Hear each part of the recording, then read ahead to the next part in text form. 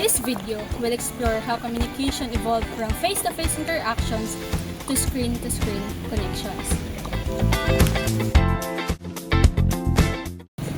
And how technology continues to shape the way we connect with others. Plus, we'll show how culture and audience affect the way we communicate. Let's begin!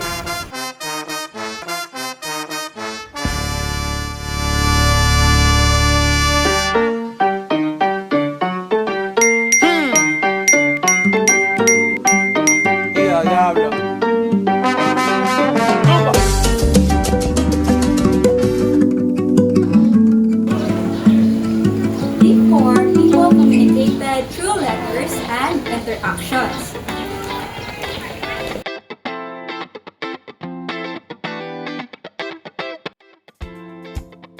Before digital age, face-to-face communication was the most important way people connected with each other. Without cell phone and internet, there was, the essence of communication was still there. So, communication in matters of information, informing your friends at a distance, no? Through letters or grams, information such gikan sa radios, mga radio announcers, ma-invite nimo, then ma-share pod nimo sa uban. Magpadala og sulat o letter sa pamilya o sa kaibigan, personal nga mag-anha. Conversations happened in person, at home, in schools, in markets, and within communities. People relied on direct interaction to share news, express feelings, and solve problems. Because there were no smartphones or social media, communication required physical presence. This made conversations more personal and meaningful.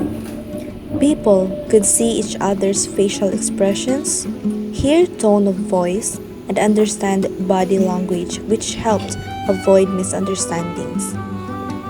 Face-to-face communication also built stronger relationships. Families spent more time talking together, friends met regularly, and communities were more closely connected.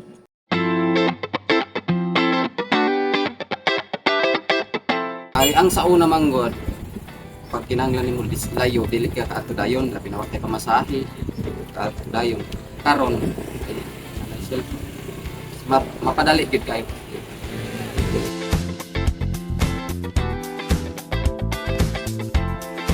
Really, people are dependent sa ilahang sa information gikan sa so much na less initiative kaya gikan sa iyahang mind na iyahang i-share sa mga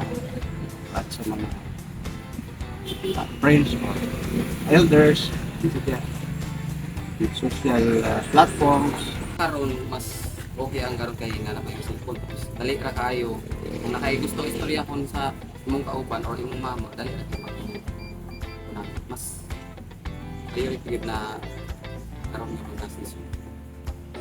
Although it was slower compared to today's instant communication, face-to-face interaction created deeper understanding and stronger human connections. But now, we rely on platforms like Facebook, Messenger,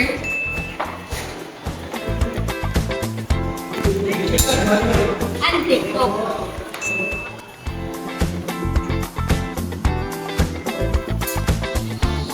Messaging apps allow instant communication, but tone is a faint and clear. Hi guys, sino yung signal guys? Because we can see facial expressions or hear voice emotions. But for a global audience, Hindi speaks a different language. We will use emojis, memes, and short videos to express ourselves. Fast, creative, and dynamic. To our local community, we remember when communication never presents. No distraction, just real conversation, shared moments, and deeper connections.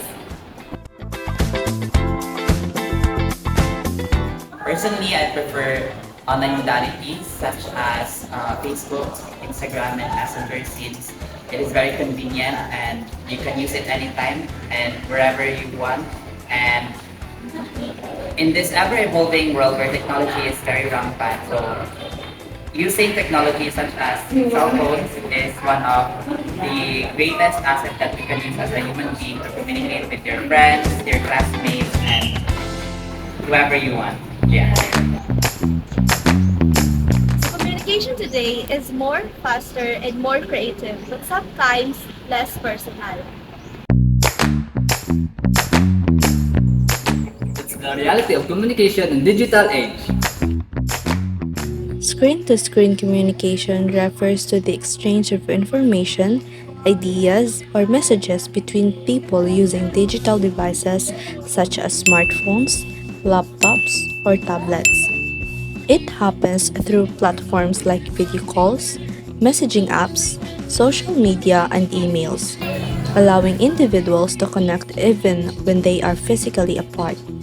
This type of communication relies on technology to deliver both verbal and non-verbal cues.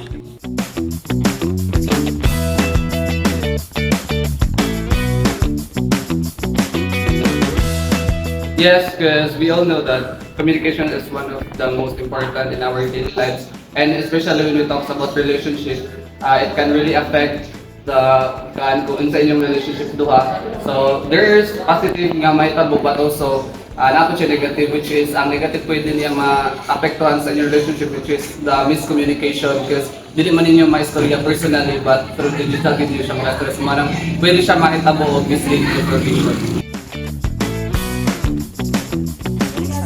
Social media is important in my personally my daily communication for me to communicate my loved ones, my parents, my classmates easily, and that is one of the most important way for me to be able to communicate them.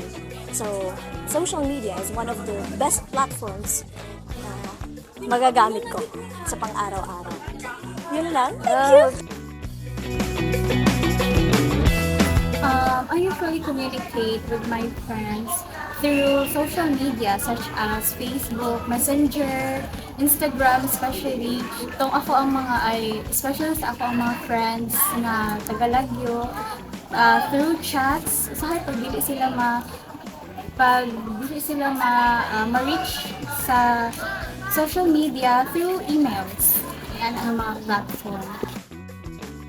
This signal is more than technology. It's a reminder that communication involves our culture involves with is living, growing, and surviving digital term. From face to face to screen, the story is continue with you.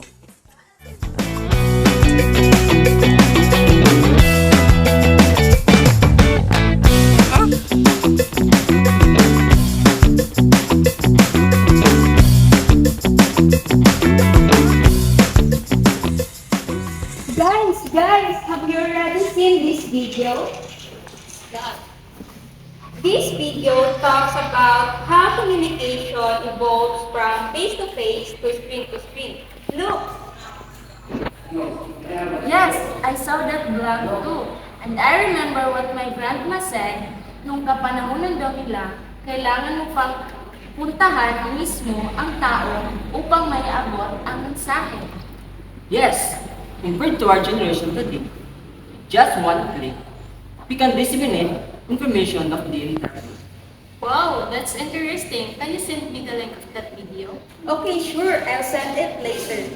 Me too. Me too. Okay.